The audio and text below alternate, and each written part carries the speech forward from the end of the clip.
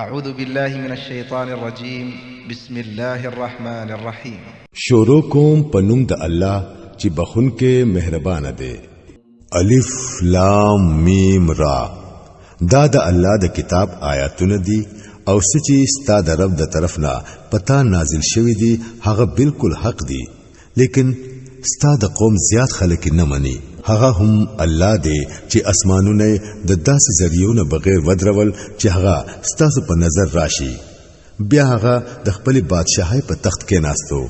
او نور او سپوږمۍ د یو قانون پابند جوړ کړل. د دې ټول نظام هر څه د یو مقرر وخت پورې چلیږي او خاص الله د دې ټولو کارونو تدبیر کوي. هغه نخي صفا بیانوي د پاره د دې چې تاسو د خپل رب سره د ملاقات کولو یقین وکړئ. او هم هغه دی چې دازمکه خورا کړی دا پدې کې د غرونو میخونه خخ کړی دي او دریابونه پکې بهولې دي. هم هغه د هر قسم میوه جوړې پیدا کړی دي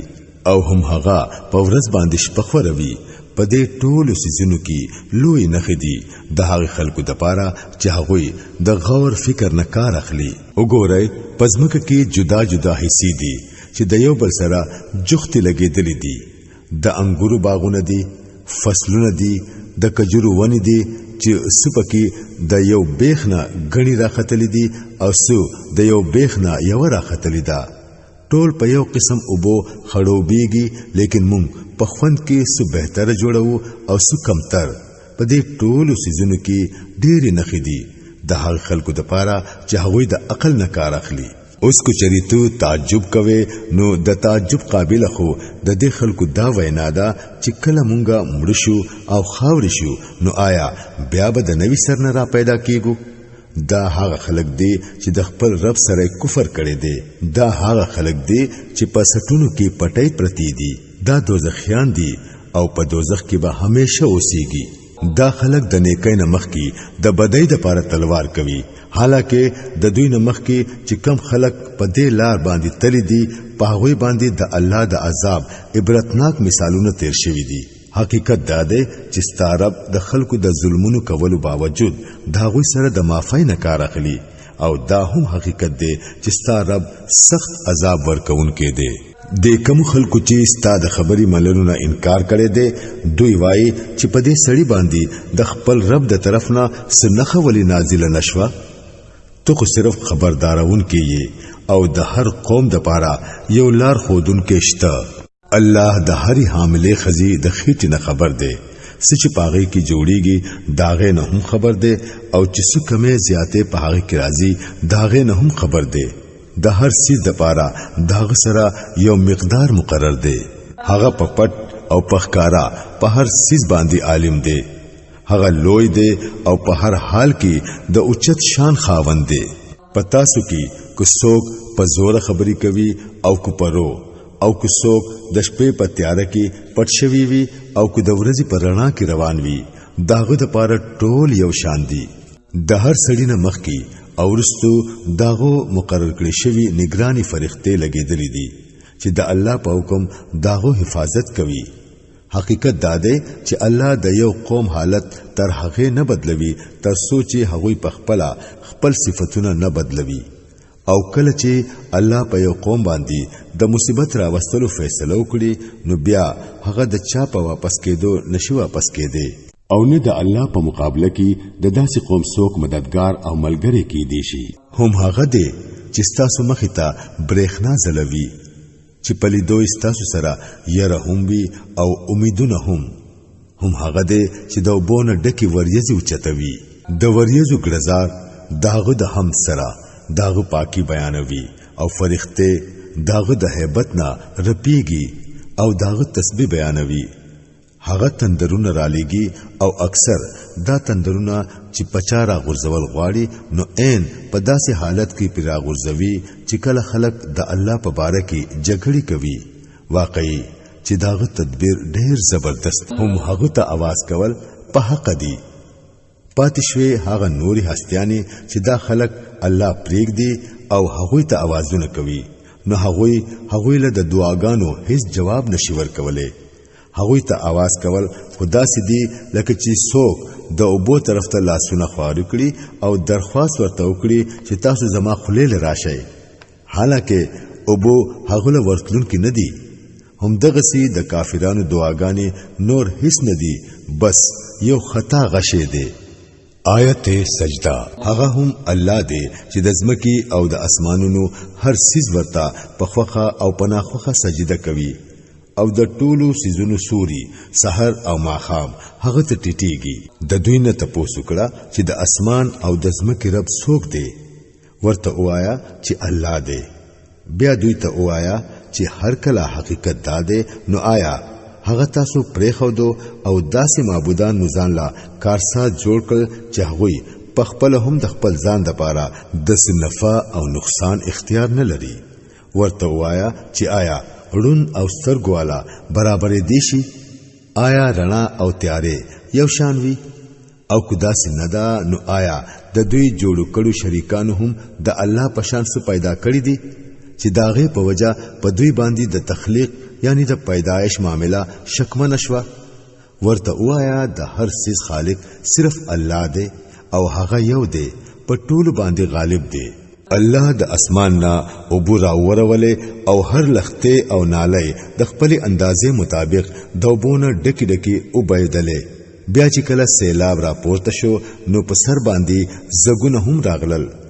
او هم دغه زګونه په هغه وسپنو باندې هم راځي کم چې خلک د کالو او لوخ وغیرہ جوړولو د پاره ولی کوي. په دې مثالونو سره الله د حق او د باطل معاملې واضح کوي چې کم زګ دی هغه الوزي او کم څه چې د انسانانو د پاره فائدہ مند دی هغه پزمکه کې پاتې کیږي. دغه شان الله په مثالونو سره خلق په خپل خبره پوهه کوي. کوم خلکو چې د خپل رب دعوت قبول کړو داغوی د پاره بهتري ده او چا چې دعوت قبول نکړو هغه کو چری د ځمکې د ټول دولت مالکان هم شي او دومره ورسره نور هم شامل کړي نو هغه به د الله د عذاب نه د بچ کېدو د پاره دا ټول هرڅو په فدیه کې ورکولو ته تیار شي. دا هغه خلک دي چې بد حساب به ورسره کیږي او دا غوي زه دوزخ دی او ډیر خراب زه دی. آیا دا څنګه کې دي شي چې کم سړی ستا د رب دا کتاب چې هغه پتا باندې نازل کړي دی حق بني او کم سړی چې د دې حقیقت د طرف نه وړاندې دی هغه دوانه یو شان شي؟ نصیحت خو بس د پوهې خاوندان قبلوي او دا غوي کار داوي چې د الله سره خپل وعده پوره کوي هغه د مضبوطوالي نورستو نماتوي. دا غوي طریقه داوي چې الله د کوم رابطو برقرار ساتلو حکم کړی دی هغه برقرار ساتي، د خپل رب نه یریږي او د دې خبرې نه یره کوي چې حسینا سخت حساب ورسره وکړي شي. دا غوي حال داوي چې د خپل رب د رضا د پاره د صبر نه کار اخلي، منځ قائموي، مونږ چې کم رزق ورکړي دی دا غینا پخکارا او پپټا خرج کوي او بدی په نیکۍ سره دفع کوي. د آخرت کور هم د دې خلکو د پاره دی، یعنی داسې باغونه چې داغوی د همیشه اوسېدو ځای بوي. هغوی به ورته په خپل هم داخليږي او داغوی په پلرونو نیکونو کې او داغوی په خزو او داغوی په اولاد کې چې څوک صالحان دي هغوی به هم هلتا داغوی سره ځي. فرښتې به د هر طرف نه داغوی د استقبال د پاره راځي او هغوی ته بوایي چې په تاسو باندې سلامتیا ده، تاسو چې په دنیا کې د صبر نه کار واغستو نو داغه په وجا نن تاسو د دې مستحق شوی. نو څومره خده دا د آخرت کور پاتې شو هغه خلق چې د الله وعده د مضبوطولو نه رستو ماتوي او هغه رابطه پرې کوي د کوم د یوځای کولو چې الله حکم کړی دی او پزمکه کې فساد خوروي هغوی د لعنت مستحق دي او داغوی د پاره په آخرت کې ډېر خراب ځای دی. د الله چې چاله خوخوي هغه له فراخه رزق ورکوي او چې چاله خوخوي هغه له محدود رزق ورکوي. دا خلک د دنیا په ژوند کې خوشاله دي، حالکه د دنیا ژوند د آخرت په مقابله کې هیڅ نه دی مگر لږ سامان دی. د کوم خلکو چې د محمد صلی الله علیه وسلم د رسالت منلو نه انکار کړي دي هغوی وایي په دې سړي باندې د خپل رب د طرف نه سنخه ولی نازله نشوه.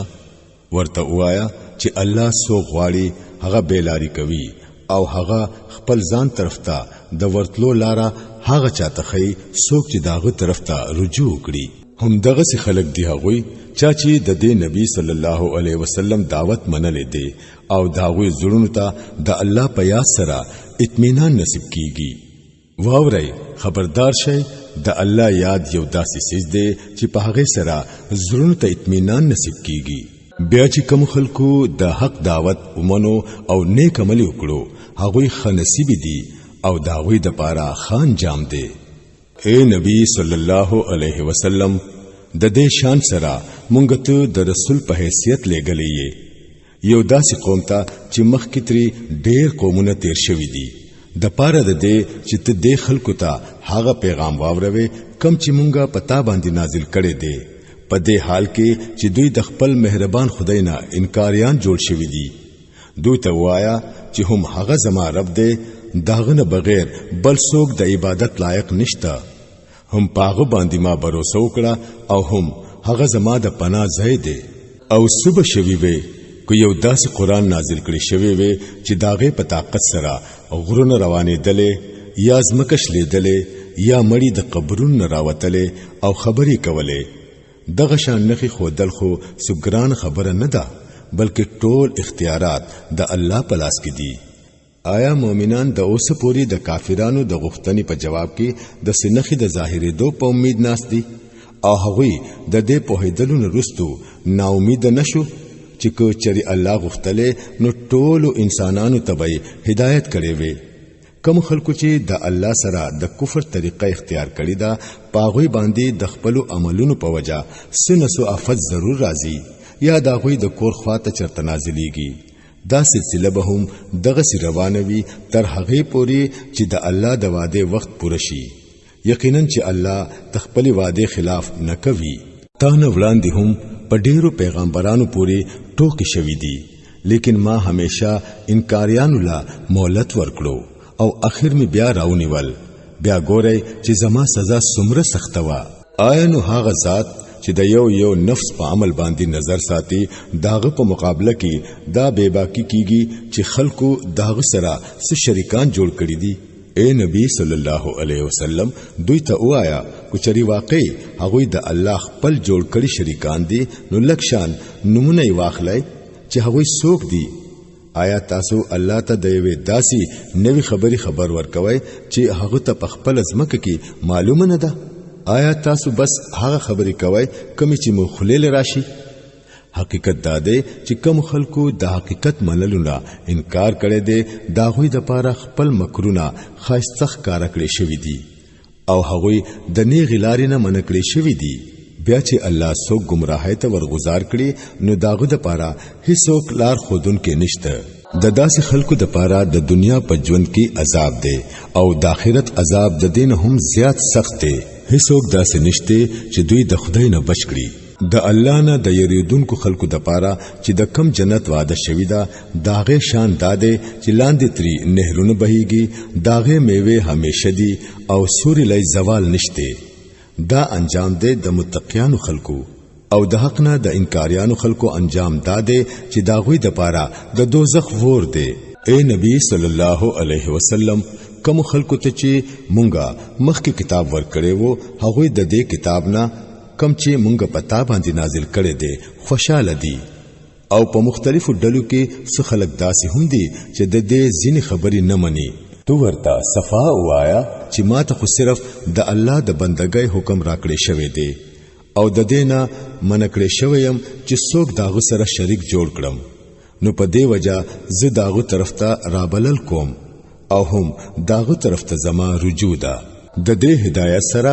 مونږه دا عربي فرمان پتا باندې نازل کړي دي اوس کچري ته د دې علم باوجود کم چې تا ته راغله دي د خلکو په خواهشاتو پسې لاړې نو د الله په مقابله کې نستا څوک ملګری او مددگار شته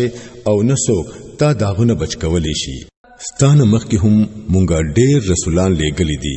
او هغوی مو بال بچواله جوړ کړی وو او د یو رسول هم دا طاقت نه وو چې د الله د اجازت نه بغیر سو نه خپل راوړې وي د هر دور د پاره یو کتاب دی الله چې سغواړي هغه ختموي او چې سغواړي هغه قائم لري الكتاب هم داغ سره دی او اے نبی صلی الله علیه وسلم د کم بد انجام خبر چی مونږ د خلکو لور کو داغه سو حصہ کومنګا ستا په ژوند کې تا ته اوخیو یا کو داغه دراتلو نه مخ کې مونږ ته پور تکړو خو بهر حال ستا کار صرف پیغام رسول دی او حساب غستل زمون کار دی